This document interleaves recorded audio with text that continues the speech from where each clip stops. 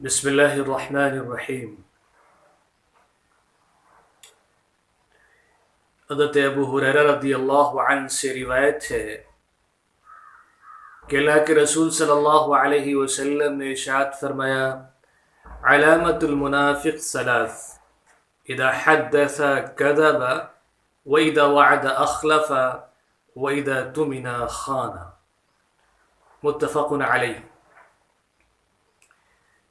حضرت ابو ہریرہ رضی اللہ عنہ سے روایت ہے کہ نبی اکرم صلی اللہ علیہ وسلم نے ارشاد فرمایا، منافق کی تین نشانیاں ہیں۔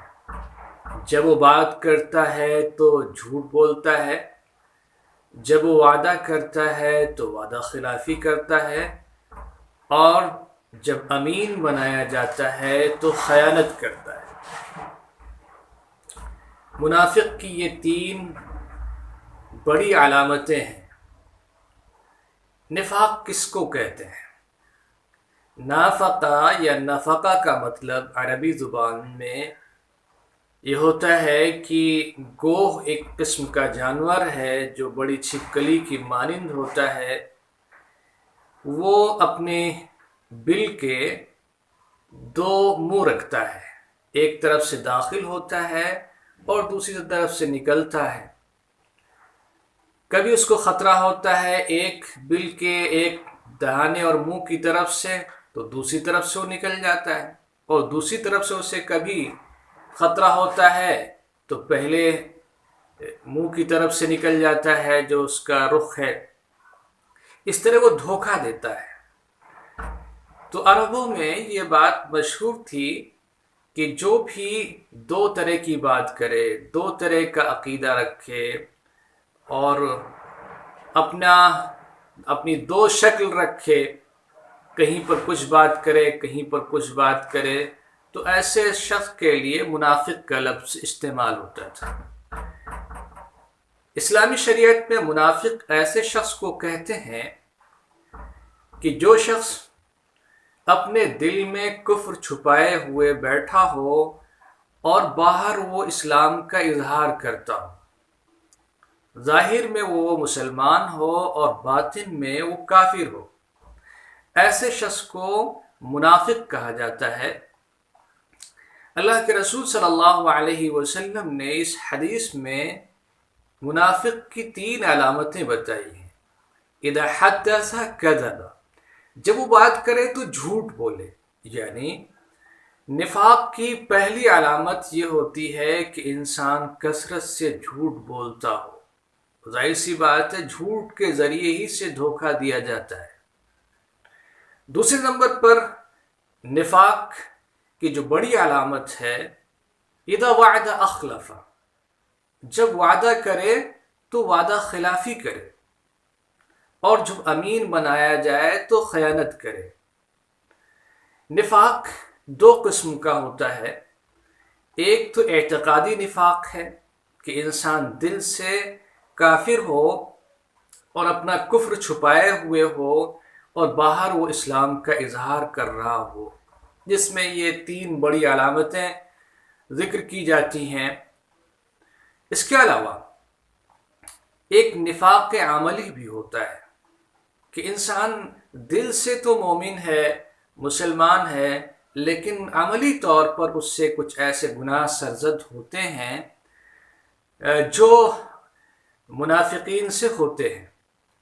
خاص طور سے ریاکاری کے بارے میں، کسی نیک عمل کو دکھلانا کہ لوگ اس کو نیک سمجھیں، اس سے اللہ کی رضا حاصل کرنے کے بجائے لوگوں کی توجہ حاصل کرنے کا اگر مقصد ہو تو اسے کہتے ہیں عملی نفاق اس کے اندر پایا جاتا ہے۔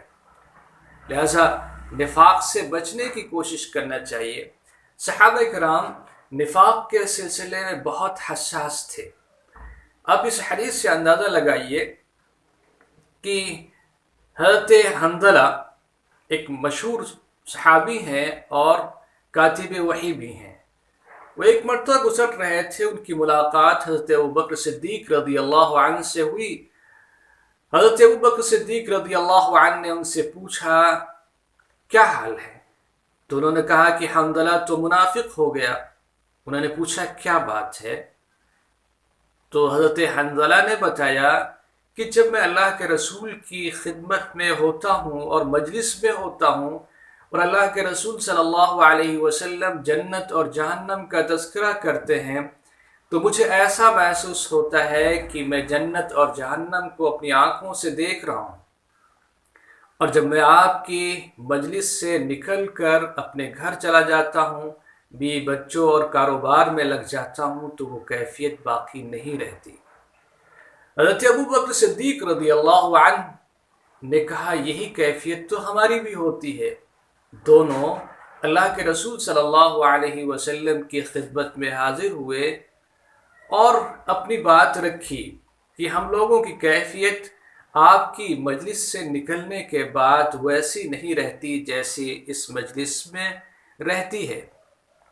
اللہ کے رسول صلی اللہ علیہ وسلم نے دونوں حضرات کی بات سنی اور فرمایا ساعتن فساعتن، کہا یہ وقت وقت کی بات ہوتی ہے، کچھ وقت عبادت کے لیے ہے، کچھ وقت جو یہاں مجلس میں کیفیت ہوتی ہے وہ بھی بچوں میں جانے کے بعد نہیں باقی رہ سکتی، وہ وقت ان کا ہے، اور یہ وقت اس مجلس میں استحضار کا ہے، خدا کے ذکر کا ہے۔ ظاہر سی بات ہے دونوں مجلسیں ایک سا نہیں ہو سکتی ہیں۔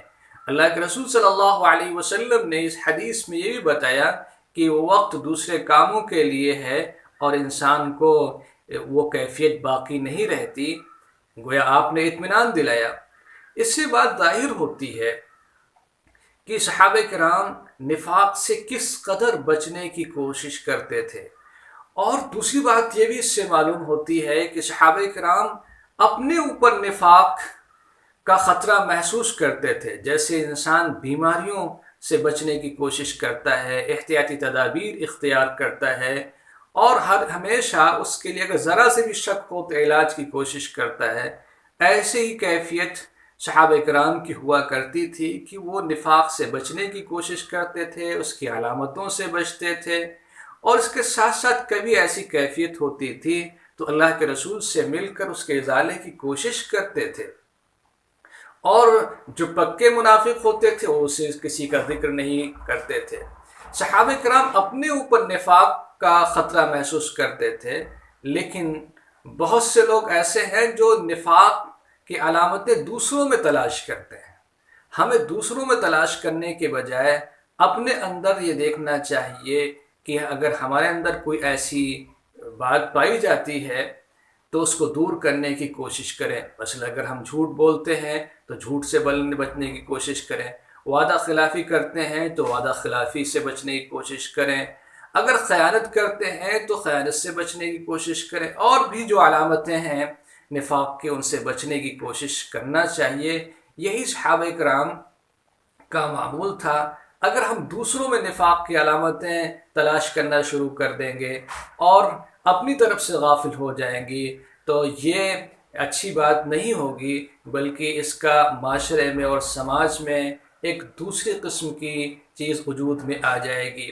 ضرور اس کو بیان کرنا چاہیے تاکہ ہر شخص اپنے طور پر بچنے کی کوشش کرے۔